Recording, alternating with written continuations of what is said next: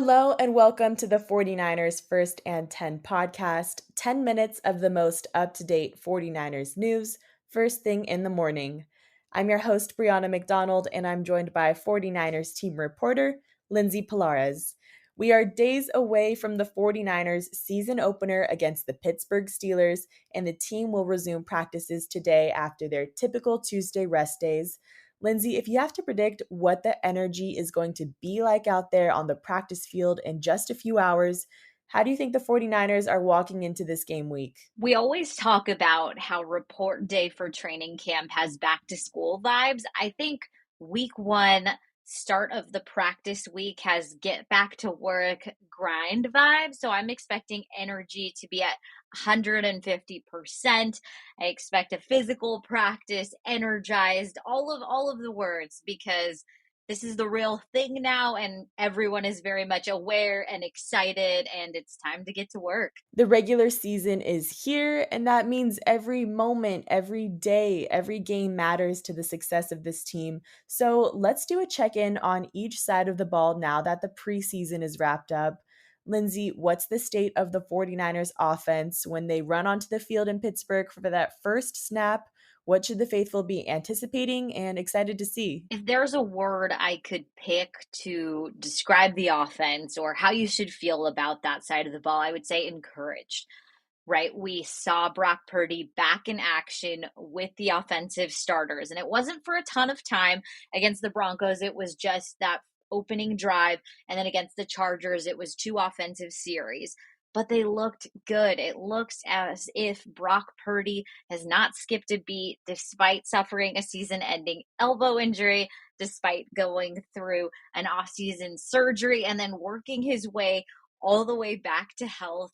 He looked like he had command of that huddle. He was distributing the ball well, and that unit was moving down the field efficiently and quickly. So you have to feel good about that. Also, one thing to note, obviously, wide receiver Ray McCloud suffered that broken wrist injury. He was the team's return specialist in 2022 and also a contributor on the pass game. So that's something the team's dealing with right now. But because of that, we got to see the rise of rookie wideout Ronnie Bell. He was a 7th-round pick out of Michigan, but you have to feel good about his progress in the preseason. He played in all 3 games, closed out that exhibition schedule as the team's reception yards leader.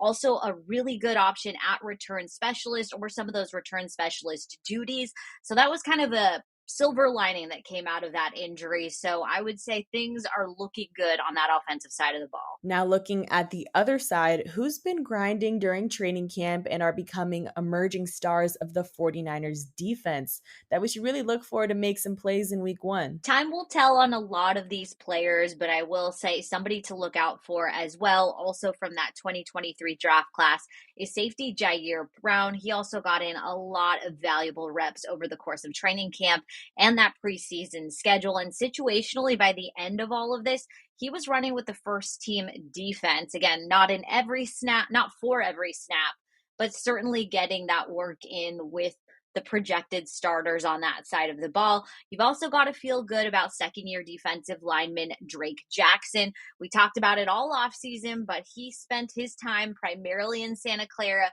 training, getting stronger, putting on muscle. You can visibly see that. You saw his increased production during the preseason schedule. All eyes are on him to make that big rookie year to sophomore season jump. And then also look out for some of the free agents that were brought in. I would point out Cleveland Farrell and Austin Bryant also on that defensive line. They're shaping up to be contributors during the 2023 season as well. Now, we can't forget about special teams, and there was some news regarding the kicker situation. What's the latest there? I would say all positive news, so happy to report this. 3rd-round pick Jake Moody is trending in the right direction. He suffered a right quad strain in that week of practice leading up to the preseason finale against the Chargers. On Monday, it was reported that he was seen doing some light kicking work. Again, no very long field goal attempts or anything, but he's getting back into the swing of things. So you like to hear that. And if he is not ready to go for that week 1 Sunday game against the Pittsburgh Steelers, then the 49ers do have a contingency plan, and his name is kicker Matthew Wright. He was signed just in case Jake Moody is not ready to go. He's spent some time with the Pittsburgh Steelers both during the 2020 season and also in 2022. 7 total appearances in his time in Pittsburgh. So it's nice that he's got some experience kicking in Acrisure Stadium and also just some general NFL experiences. So as much as they can, the 49ers have their bases covered. Nice. It's always great to do a check in on the team before things get serious for the first game day. And speaking of getting serious, we've seen the 49ers positioned as a top 5 team throughout the offseason, but we're headed to the thick of it now. Where do the 49ers land in league wide power rankings for the start of the 2023 season? So Brady, they are a top contender according to a bunch of national outlets. So they've been ranked from second to fourth to fifth, depending on who you ask. NFL Network has them at number 4. So again, this is something we saw throughout the offseason, really since the conclusion of the 2022 campaign. All eyes are on the San Francisco 49ers to do big things in 2023. It's nice to see that reflected in the rankings, but as the team always tends to say, it matters what happens on the field, not those rankings. So we'll see how it all comes together in about 4 days. Yeah, we've got a full detailed power rankings article up on 49ers.com. Be sure to check that out for more information.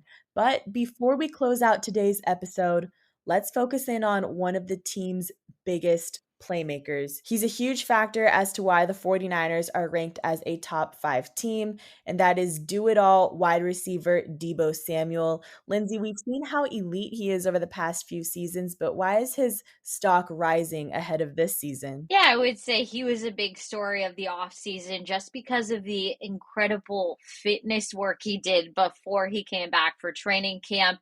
He left with a clear goal in mind. It's to get back to his 2021 form, which is his best career season to date. He came back lighter, faster, again, about as physically fit as you could ask one of your wide receivers to be.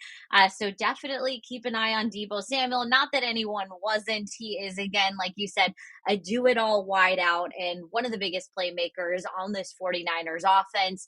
And he's put in the work. So now it's all about getting it done on the field. And yeah, that countdown's on. The wide back Deebo Samuel joined Kay Adams up in Adams' show yesterday to talk a bit about the upcoming matchup. Here's what he had to say about his opponent, the Pittsburgh Steelers. I feel like this is going to be a pretty good, physical, tough game.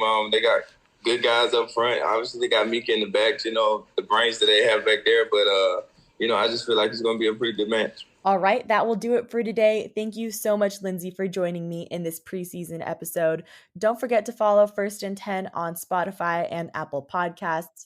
Turn on the notifications so you're in the know when we post any breaking news updates.